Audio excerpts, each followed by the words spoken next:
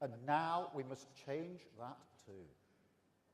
We must build a new Britain, built from that age-old spirit of creativity and enterprise, the pride and ambition of working people, that when matched by a government of service, a decisive government, a government prepared to use its powers for justice, opportunity and equal respect, can deliver a Britain that belongs to you. A Britain that belongs to you because politics sees public service as a privilege, not privilege as an entitlement to public service.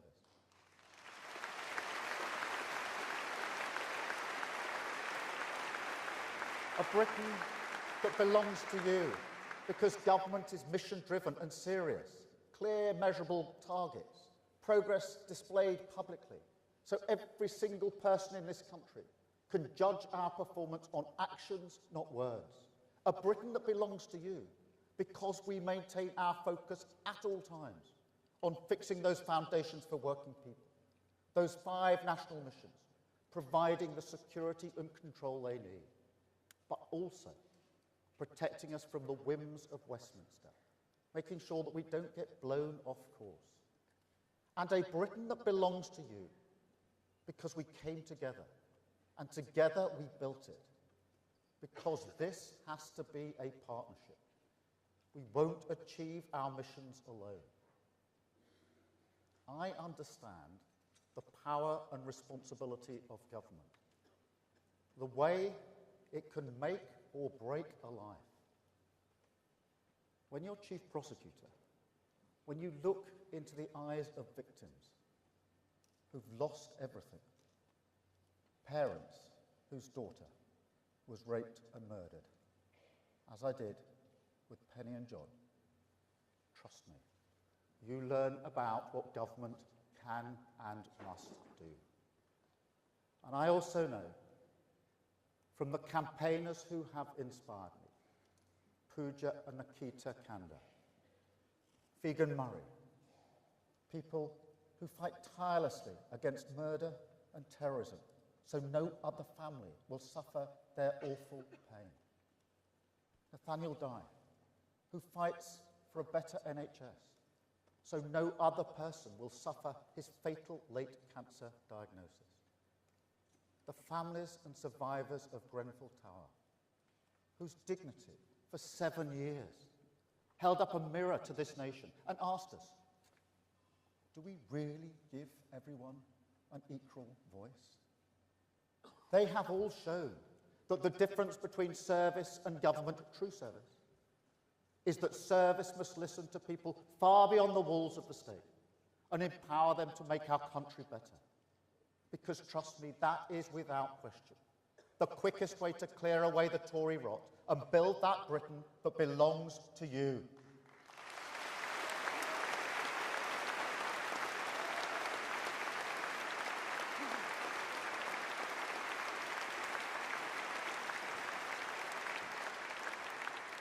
And so change begins, because there is another injustice hiding in plain sight in our streets, in every town and city in this country. People who were prepared to make the ultimate sacrifice for our nation, who put their lives on the line to protect all of us, but who will not have a safe place to sleep tonight. We cannot stand by and let this happen anymore. So today I can announce that this government will respect that service. We will repay those who served us and house all veterans in housing need. Homes will be there for heroes.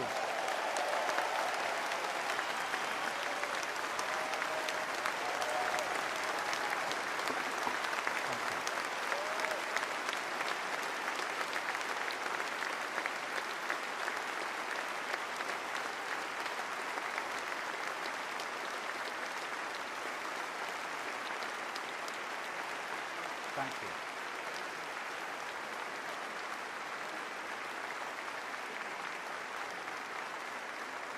And because we've started the hard yards of planning reform, because we're facing up to decisions ignored for years, because we're introducing new planning passports that will turbocharge house building in our inner cities, we can make the very same promise to other people at risk of homelessness, young care leavers, victims of domestic abuse. They will have the security they deserve. They will have a roof over their head because Britain belongs to them.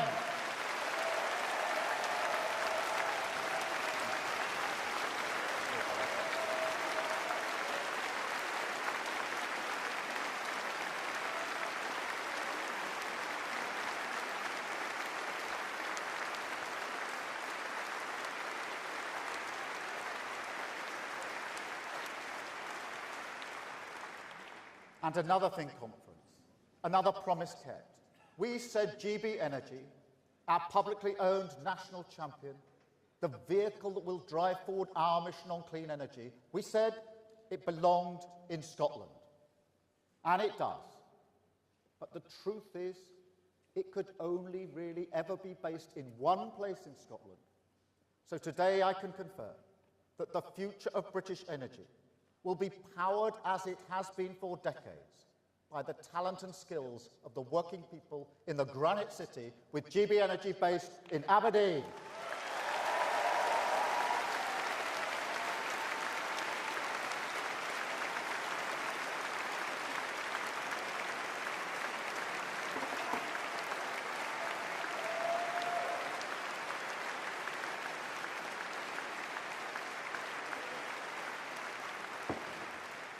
This is how the work of change happens.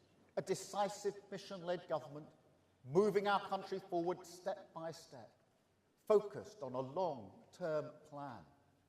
That first, we stabilise our economy. Second, we fix the foundation. And third, we build, with pride and determination, a Britain that belongs to you. But it will be hard. That's not rhetoric. It's reality. It's not just that financial black hole, the £22 billion of unfunded spending commitments, concealed from our country by the Tories. It's not just the societal black hole, our public services decimated, communities held together with little more than goodwill. It's also the political black hole, because the politics of national renewal, they're collective. They involve a shared struggle, a project that says to everyone, this will be tough in the short term, but in the long term, it's the right thing to do for our country, and we all benefit from that. To coin a phrase, we're all in it together. But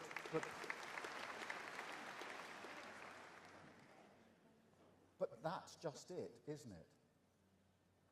People have heard it all before, and they listened. I ran a public service in the early days of austerity. People did everything asked of them to find a way forward. They did it in the pandemic as well. Saved the lives of people they will never meet, all while their government broke the very rules that they followed. And so people ask us now, as we seek patience in pursuit of national renewal, what will we get to show for it? I understand that. After all, what they're used to is a lie, an act, a charade, a performance. You may call it populism. Many people do. But I prefer to call it the politics of easy answers. Because at its core, that's what it is. A deliberate refusal to countenance tough decisions. Because the political pain is just too much. Party first, country second. Take Rwanda, a policy they knew from the beginning would never work, was never supposed to work. £700 million of your money frittered away on something that was never a credible option, because politically it was an easier answer. And just look at the difference you can make if you bring the curtain down on the show. A 23% increase in returns of people who have no right to be here compared with last summer. But it's not just Rwanda. It was the same story on everything. Energy security, the housing crisis, telling people they're tough on crime without building enough prison places. 14 years of performance, 14 years of exploiting problems, not solving them, mining the pits of division, searching them for conflict, fixing your attention on those issues, not on growth, technology, climate change, public services, the ageing population, the cost of living crisis, or any of the challenges that this country desperately needed to face up to.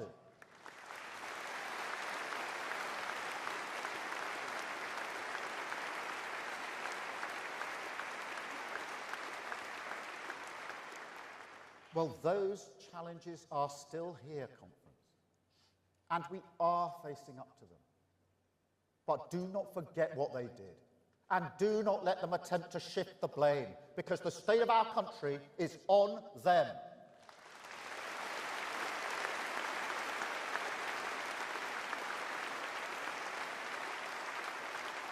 Why must we release prisoners early? Because the Tories served themselves. Why are our public services on their knees? Because the Tories served themselves. Why is crime routinely unpunished? Our rivers polluted, borders insecure, school roofs crumbling, child poverty rampant. Nothing seems to work. Our public finances broken. Because for 14 years, the Tories performed the politics of easy answers rather than use the power of government to serve our country.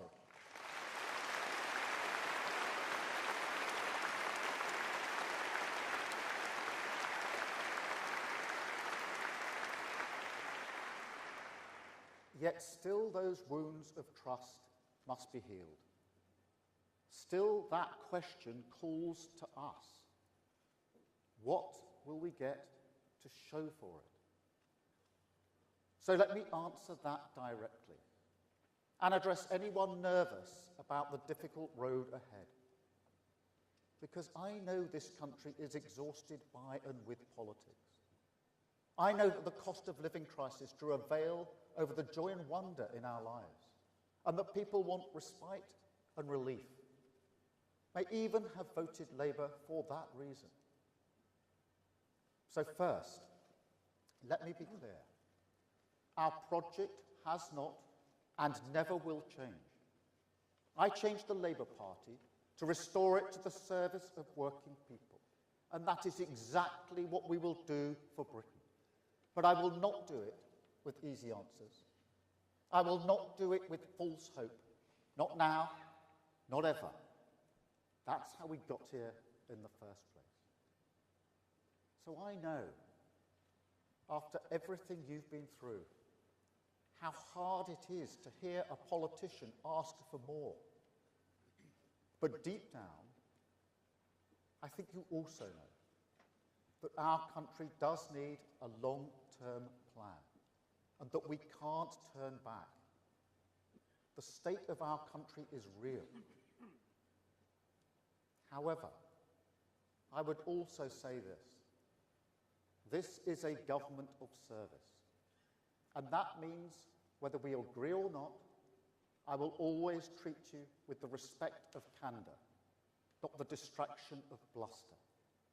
And the truth is that if we take tough, long-term decisions now, if we stick to the driving purpose behind everything we do, higher economic growth, so living standards rise in every community, our NHS facing the future, waiting lists at your hospital down, safer streets in your community, stronger borders, more opportunities for your children, clean British energy powering your home, then that light at the end of this tunnel, that Britain that belongs to you, we get there much more quickly.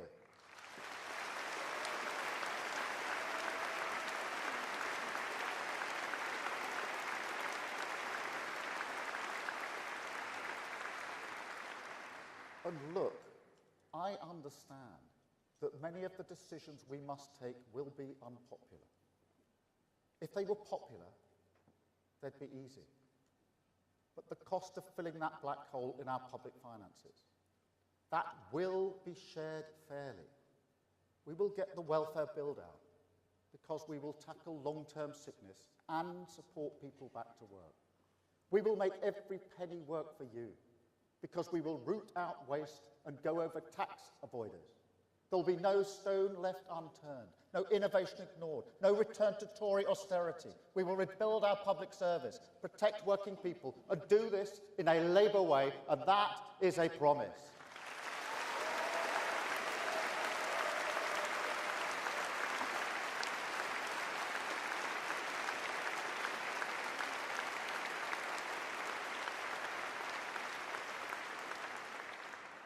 And if you can't take that on faith, perhaps because you're concerned about the winter fuel allowance, then I get that.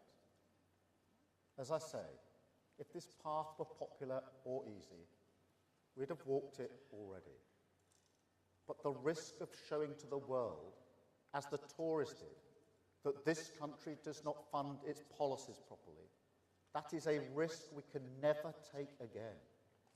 Stabilising our economy is the first